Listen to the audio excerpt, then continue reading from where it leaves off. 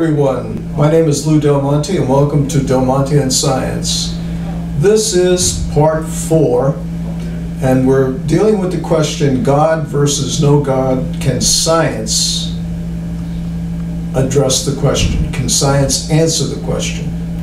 And to this point what we've done is we've talked about the background, the nature of a deity, and we're using the word deity in place of God so that we're not really connoting any particular religion, but just a supreme being or perhaps multiple supreme beings.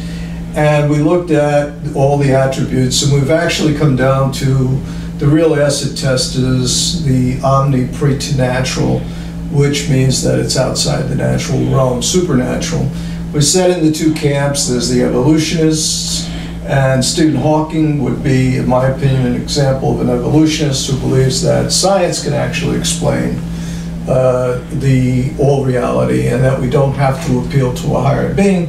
And the creationists that say, no, if you look at the universe, you're left with an issue of there has to be a higher being. So these two camps have been at odds for a very long time, and I think it was just important that we recognize that they're there. I am speaking only from the standpoint of being a scientist. Now, you might wonder, where do scientists stand on this? And that itself is interesting. Okay, there have been some recent polls done in the last 10 years or so, and it turns out that if you go to scientists, just scientists, 2/3 of the scientists are either atheists. Let me just make sure I get this right.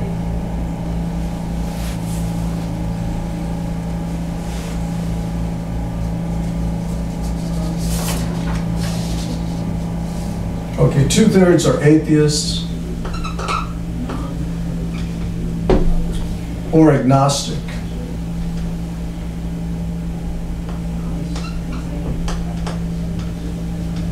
And that, the atheist says there is no God, the agnostic says I don't know, I have an open mind about it. So 2/3 of the scientists are there, and 1/3 are believe in a higher power. So they would believe in a higher power.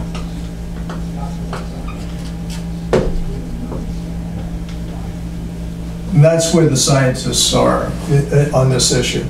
Now, if we change this, I take this out, and I say, okay, where is the population?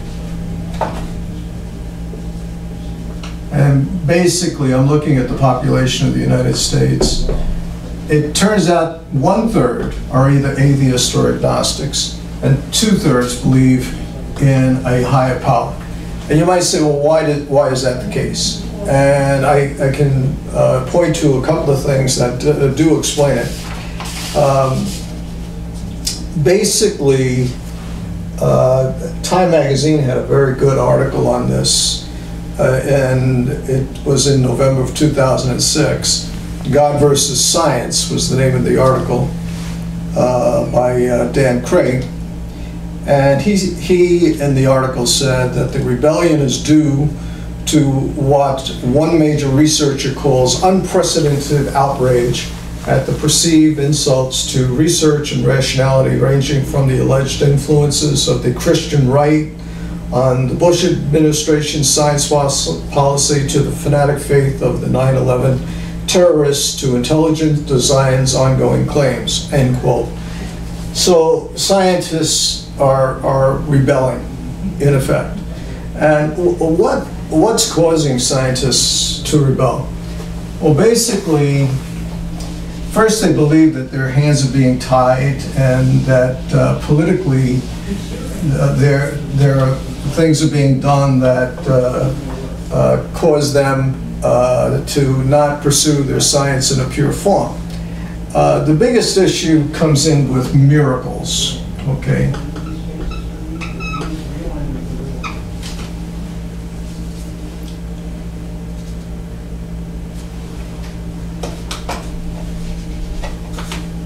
Miracles. Okay, this is probably the biggest issue for scientists. Miracles go something like this. It is a intervention by a supreme being into the natural world. And in effect, natural laws are suspended, and the supreme being does an intervention, whatever that is.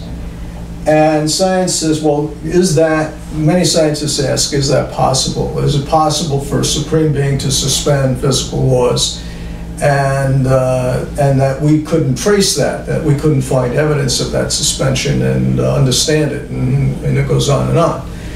And many scientists say, I just can't accept that. It just ruffles my feathers the wrong way. And so there is that element, and then there's the political elements. And so this is actually, in a sense, disenfranchised many scientists. So what they've done, scientists have turned to their science, whereas I think in general, the population continues to turn to their religious leaders for answers, especially in these very hard times. I think if you asked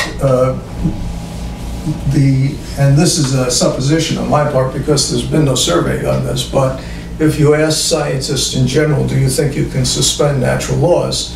They would probably say, no, we don't think that that's possible. But now I think you have the background. I think we're really ready to address the final point, and that is omni-preternatural, the supernatural.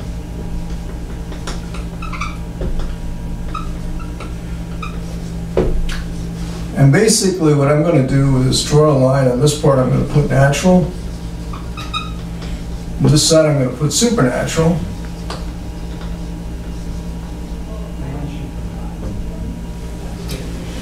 And I'm going to say that as scientists, we work in this part of the equation, this part right here, in the natural.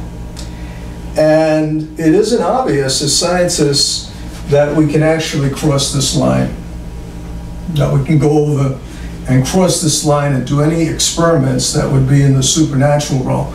By definition, this is a strong line of demarcation, that there's a supernatural realm that has no natural connections, and we as scientists work in the natural realm.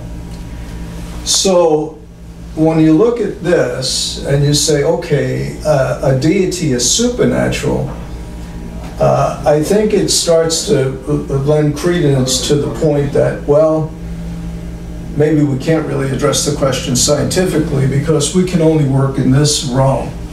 Now the other point is, though, that the deity comes into the natural realm and performs miracles. Okay, and suspends natural laws. Well, shouldn't we be able to trace that back? Is this valid? This rubs science the wrong way, saying, well, you're suspending natural laws and you're telling me I can't trace it, and there's no evidence. And so it really has disenfranchised a lot of scientists. So basically,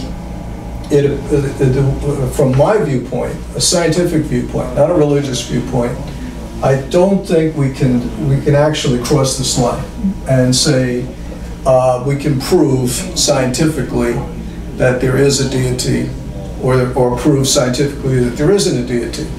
Now, what about all the books that have been written proving that God exists and or doesn't exist? And there's a lot of books out there. And basically, some of them are scientific, and the ones that are scientific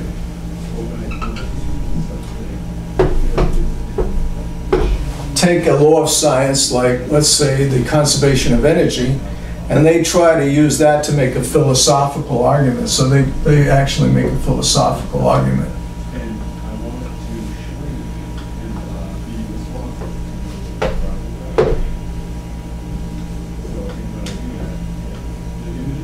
So in the end, they make a philosophical argument. They start with a physical law, but they make a philosophical argument. It isn't an equation. and the others are philosophers. And they start with logic. And they try to deduce then from that the existence of God.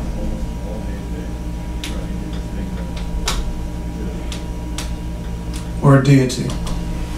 In either case, you will have people on both sides of this question that will look at these proofs, which go back hundreds of years, and back, I think, as far as Thomas Aquinas. I believe that Thomas Aquinas in 1270 published Summa Theologica, which had 5 proofs of God, which would have been a philosophical work. But basically, the books that are out there really aren't equations. They're really, in effect, they're not testable. And so the fact that it's not an equation doesn't necessarily rule it out of science, but it is not a testable type of phenomena. So it's hard to say it is a science.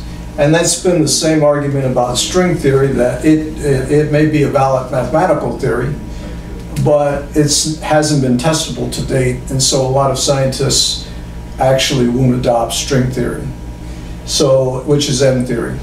So my position on it is that science is, since it works in the natural realm, can only deal with natural phenomena, and that as soon as you say that the Supreme Being is in the supernatural realm, you really are not able to deal with that from a scientific viewpoint and prove or disprove that.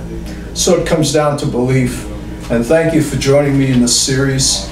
I appreciated your attention, and I'd love to hear from you. Please keep the comments civil and respectful of one another's various opinions. Thank you.